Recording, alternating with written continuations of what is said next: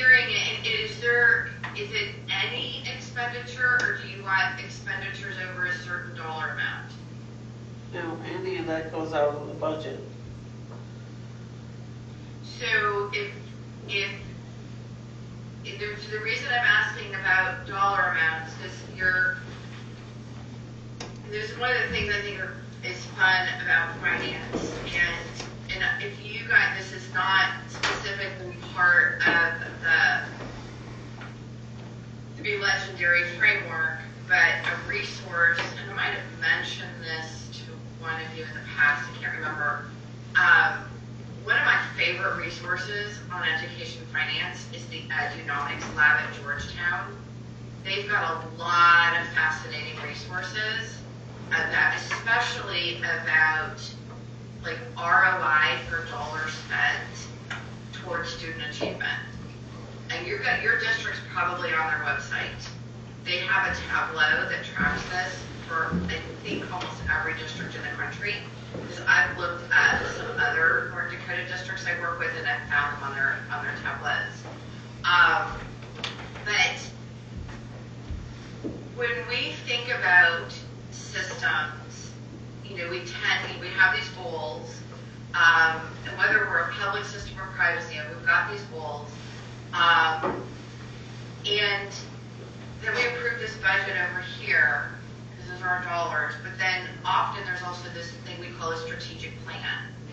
And in my experience, a lot of times that strategic plan is out of alignment with the budget. The strategic plan is supposed to be what achieves the goals, but really your budget is your strategic plan. Your budget is everything a school system does costs money, right? Every piece of paper you buy, every bit of fuel oil you buy, every employee you have, every big building is open, right? Your calendar is actually a financial lever. It's a strategic lever, right? If you're open for school on a date when, historically you have high absenteeism because people have gotten tired of the North Dakota winter and couldn't wait for spring break, and you're open, you're paying for subs, you have all your kids at school, and then you're having to repeat that instruction when that teacher of record comes back, right? So all the things you do, even things that you don't normally think of are financial, still have a financial component to them. And every expenditure, remember in the training inputs, outputs, outcomes, board owns the outcomes, the student outcome goals, what students know and can do. That's the North Star. The outputs are your goal progress measures. How are the students doing in the middle of the cycle? And the inputs are all the resources and strategies to achieve those outcomes. The superintendent owns the inputs. And so what I think I'm hearing here is every single time the superintendent wants to make a decision on an input, no matter how big or how small that input is, the board wants to approve whether or not he does it. Just if it's outside the budget. Only if it's outside the budget. Okay. And the measure of outside the budget is if you approved X number of dollars for instructional materials and he spent this much money on paper and this much money on pencils, but now needs to spend a little bit more on paper and a little bit less on pencils, would that be a budgetary change, or would both of those things be under the same budget item you'd want to know about for approval? That'd be under the same item. That's okay. All right. That's really what I was trying to get at understanding. So anything that exceeds a budget item by function. True, because that would all be under supplies. So, and we don't have subcategories under a lot of those or whatever. I know you're just using that as an example. I'm just using that was a very extreme example. Oh, I know. I guess, you know, we were talking about insurance for our buildings. You know, we guesstimated what that was going to be. It went over and above it. Yes, it probably not a lot. Some of them it went over only, I think it was $1,139 or whatever it was or something. You know, those are things that we just probably will mention and say, that's, you know, like at a meeting, that's okay. We understand that's something we can't always guesstimate exactly what your building, your structure insurance is going to be, and we would just make a mention of it. And I would assume that would be my thought, that at that time we would just say, yeah, we realize that went over, that's okay, let's move on. Okay, so things that require reporting, but not necessarily board approval. Right, yeah, it's just a heads up, just so that we all are aware, yes. Okay. And then some things might It's important to work through this conversation here so your superintendent has clarity on expectation. Sure. When he's bringing you back those guardrail progress measures, because I've seen, especially on a finance guardrail, that what gets brought back by the superintendent, the board's like, yeah, that really wasn't what we were expecting, and then we're going to go back to the drawing board. And so this just helps, this kind of conversation just helps shortcut for the superintendent to have that clarity when they're talking those guardrail progress measures. Okay, There's things we literally have no control over. I mean, okay, we do, but not really. If the health insurance comes in a percentage over what we anticipated, clearly there's nothing we're going to do about that. If the Were you able to know your insurance rates and negotiate those before no. this budget? Okay. we didn't get ours until almost the last few days of June this year. So negotiations were a long time done. It was August, because we approved it in August.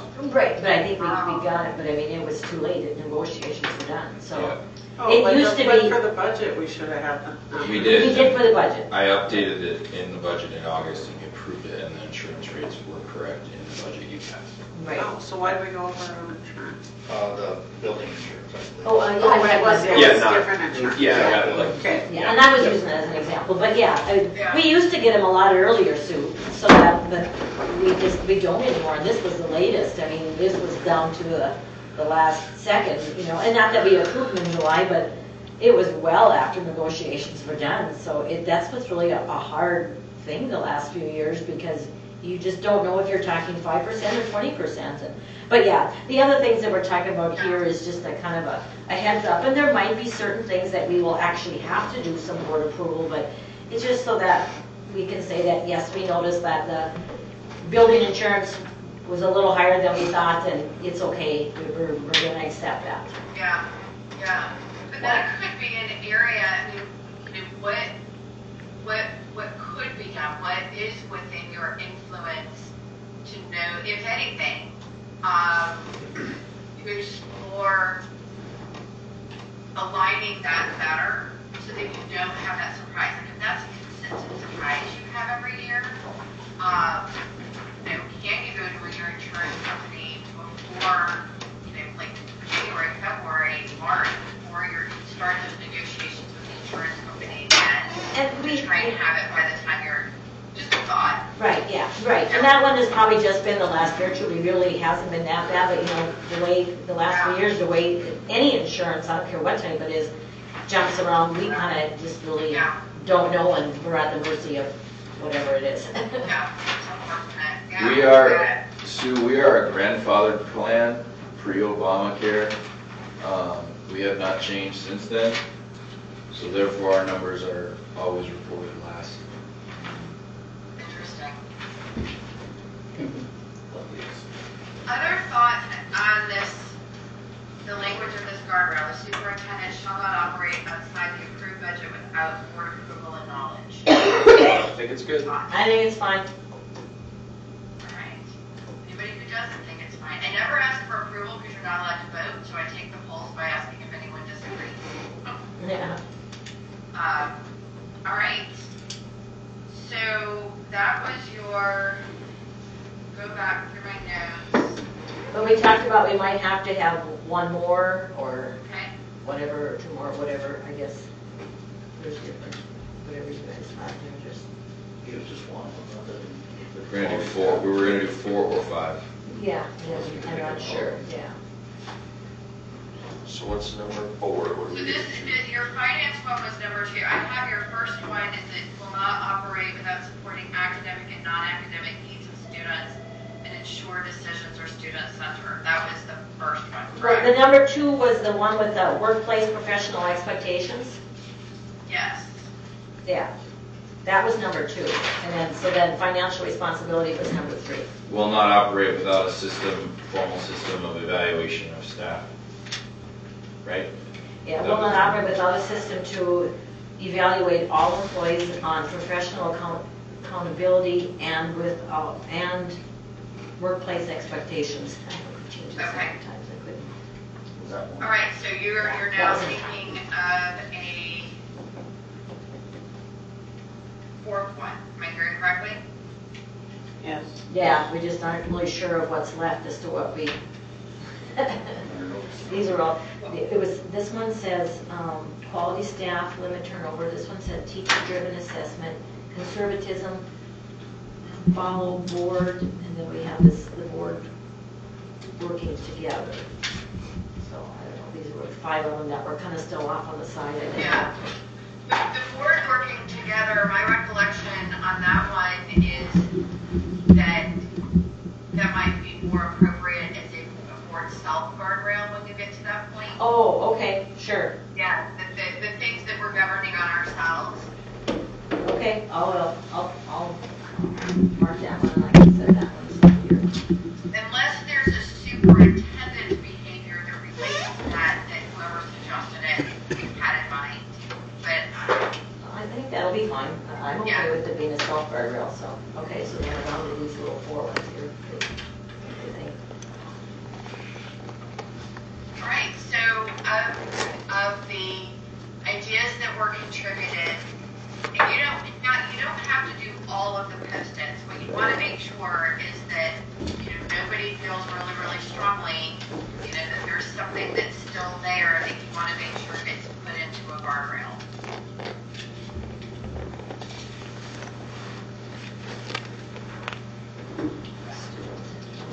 So could we do one that was something about, well, I guess what do you want? I wish I Yeah, because there was conservatism.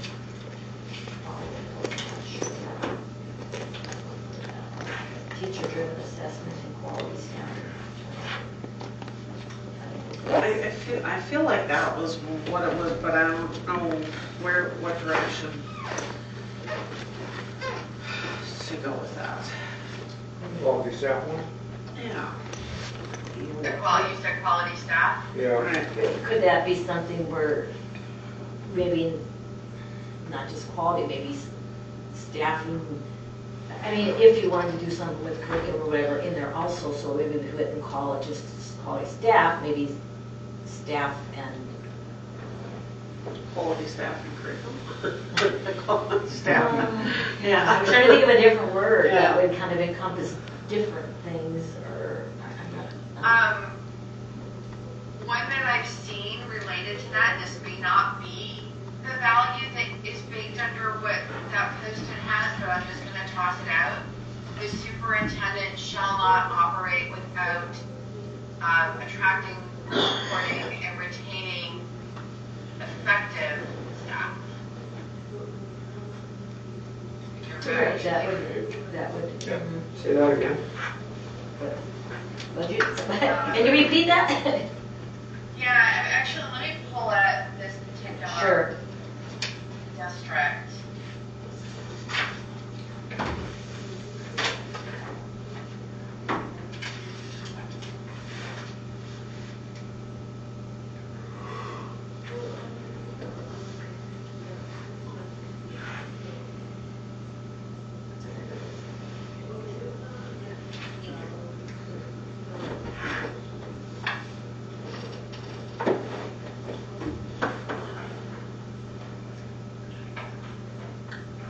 Although we could do 5 if we wanted to do curriculum and staff, because that's usually. Actually, theirs was superintendent shall not operate without effective and professional teachers who are engaged. engaged teachers was very important to this particular district. Now, it's specifically teachers. It's not all staff. Effectiveness was a key word for them. And then the ways they're measuring and monitoring it, one of the measures is the percentage of teachers who have 80% of their students met projected growth during the school year is measured by, they use the math assessment in reading and math, and that will increase from X percentage in April 2024 to Y percentage in April 2029. And then they have a appraisal tool that measures engagement, the percentage of teachers who score at a level of 3.5 for engagement on this appraisal tool will go from X percent in April 2024 to Y percent in April 2029. So there are a lot of ways that you can measure quality. The term you guys used was quality. And that's open to interpret. If you use the word quality, that's open to the interpretation of your superintendent. If you use effective or professional or any of these other adjectives, still open to interpretation of the superintendent. And so the more specificity on what quality means to you, how you would define quality, will be important to use in the language of this guardrail. Well, I like the term effective, but I hesitate to cause teaching to the test as a simple way to say it. Which is why this district had multiple measures, and student achievement was only one of the measures. Okay. Yeah, so it carries a third of the weight, not all of the weight. So, yep, superintendent shall not operate without effective, and I believe she said professional teachers.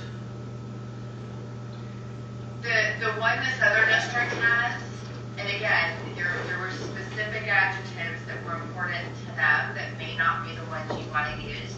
The superintendent shall not operate without effective and professional teachers who are engaged. The other one that I lifted up as an example, the superintendent shall not operate without attracting, supporting, and retaining effective staff. Oh, how you put them together.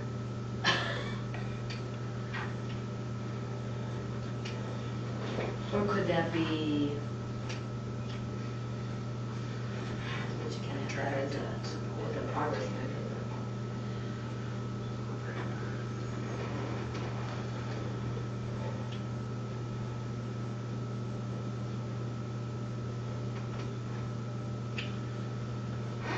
I mean, they're pretty similar, really. True, because if you're saying you're operating, that to me that means it's not just influence, it's retained. And to me that would be like, it's encompassing both, isn't it? I mean, that is my thought.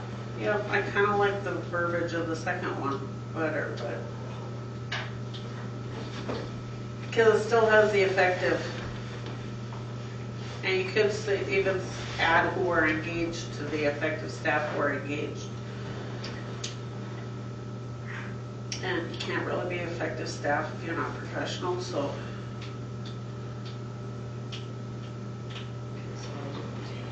So each of those adjectives leave it to the superintendent to determine the measure of professionalism or effective or engagement. And I think I heard a conversation about you really can't have those things without effective, recruitment, development, and retention. So, maybe you don't have to have that level of specificity on the verbs. But what I think I'm hearing is your coach, especially with the comment about not wanting teaching to the test, that just using the adjective effective might want to have more specificity in the language of the guardrail so that a superintendent doesn't bring back to the board only measures of student achievement that are standardized. What was You the still second? have to have you always have to have a standardized measure. You always have to have a way that every single student or employee, you know, depending upon the population you're measuring, you want to be fair, right? You don't want to be measuring this employee differently than that employee, or you don't want to measure this child differently from that child, because then one of them might get scored 3 and the other one, you know, there are a lot of kids who graduate from high school with a lot of A's and aren't ready for college. And so the standardization is still important. What I think I'm hearing in there as a value is, you know what, teaching to the test. Am I understanding that correctly? Right, effective, if effective doesn't necessarily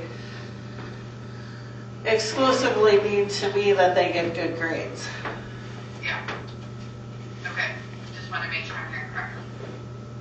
So what was the second sentence again? Superintendents shall not operate without attracting, Okay. supporting, and retaining effective staff.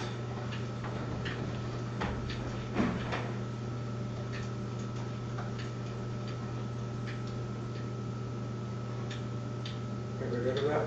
Yeah. That's the one you want the second one there? All right. And like I said, we could add who are engaged if you feel. I think that sounds good. Effective and engaged.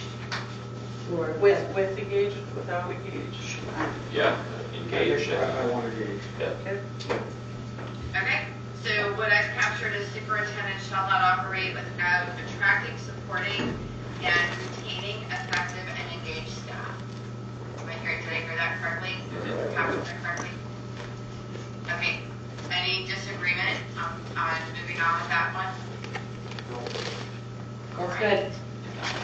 All right, you're making great work.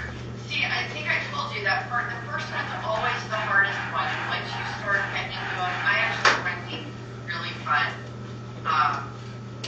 All right, so is there interest?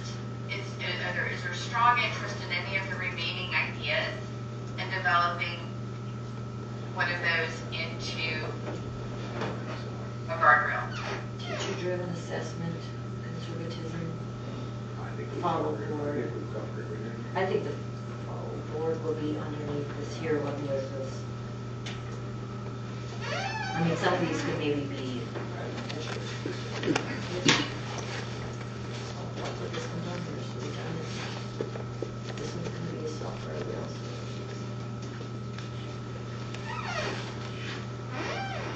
It's probably a lot. I mean, we keep doing 5 or 6 of them. It's like.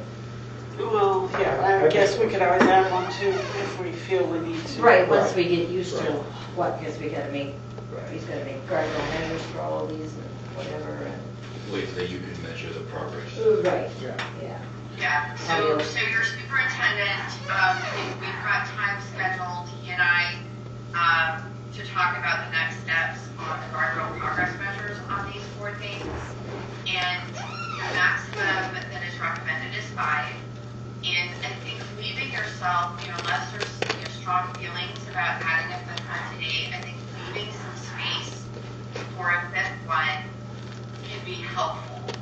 And the reason is, what you have finished and voted on, your goals with your annual targets, you voted on your goals, but they still need annual targets. They still need goal progress measures. The annual targets come from your superintendent, and we worked on those this week. And then he'll be bringing you guardrail progress measures, the goal progress measures, and a monitoring calendar. And then you can start monitoring your goals, your goal progress measures, and your guardrail progress measures on a regular cadence. Much like the baseball game, you don't put the scoreboard in the locker room. It's not just for the players. You put it out there in public. So every month, you're looking at, one of your goals. How are kids doing? Are they making progress in these key North Star Far District, reading, math, choice ready, and in pursuit of those goals, is the superintendent honoring these values as expressed by the guardrails. When you have these building blocks, goals, guardrails, etc. done, when you have those building blocks, the next step that's recommended is for board-led community engagement. And I've already started a conversation. We've got 2 board members that are going to serve as a working group to draft a plan to then bring back to the full board. I'm supporting them in doing this. You're never alone in the work. For you to go out and then share with your community, this is what our board is focused on. This is why we're focused on it. And then listen for their feedback. I call it community listening. Listen for their feedback, but you're listening for are there visions or values that your community has, a broad spectrum of your community has, that maybe weren't captured in your original draft of your goals and your guardrails that you might want to consider adding. And it is recommended that you do this community listening at least once or twice a year, because over time it might be that the vision or the values start to shift. And if you're listening to it at a regular basis, you'll be able to know, hey, we're starting to see this shift of, there's another goal that we need to add, even if we didn't feel we needed to add it in year 1. Or, hey, look, we've knocked it out of the park. We've achieved this goal in just 2 years. We didn't expect doing that, but here we are. This is great. What's going to be our next goal? And if you're already doing that listening on a regular basis with your community, you're going to be ready right then and there to start drafting that next goal. Any questions about what any of the work we've done with guardrails or any of the other pieces of this work, how they fit together, what's next, whatever, any questions? Yeah, who are the 2 board members that are, this is news to me. Well, Spencer and I are kind of, I guess, We talked about it at the, whatever meeting, the Lions. we've been going to like the Lions Club or like the CDMA to talk about what we're doing here. And so far, it's just been very generic. We just said that this was basically explaining because people have been asking, what's Be Legendary? And so we just explained what it was, that it was, supported from the state, and we're just in the beginning process of we set our goals, and we said we were just getting started on all of this, and that we would report back later on once we have these goals and guardrails and measures, and when there's actually something, when we get into the meat of it or whatever. It's just that some of them had so many questions as to what is even Be Legendary. They didn't even know what we were doing as training and stuff. We've only just talked to 2 so far. So we had talked about doing a public forum, actually. We had talked about doing it in January, and clearly that's not going to happen, but wouldn't that be a place to, because I mean, I would strongly recommend that, and for any board, finish your goals with your annual targets, your goal progress measures, your guardrails, and your guardrail progress measures with their annual targets. Finish all of those building blocks first. That way you can be having a conversation with your community about all of it. And then the other thing is, Be Legendary is just a tool. Really what you guys are doing is you're choosing different behaviors to have a different focus of how are our children doing. There are a lot of things that boards can do and boards can talk about. There is a finite amount of board member time, superintendent time, staff time, and when we chase too many things, and we're, those of us with squirrel brains sometimes, chasing all these different things, you're always caught in the whirlwind of the work. And what really what Be Legendary does is give structure to a board to focus on a handful of the things that are the priority for time chosen are reading, math, and choice readiness.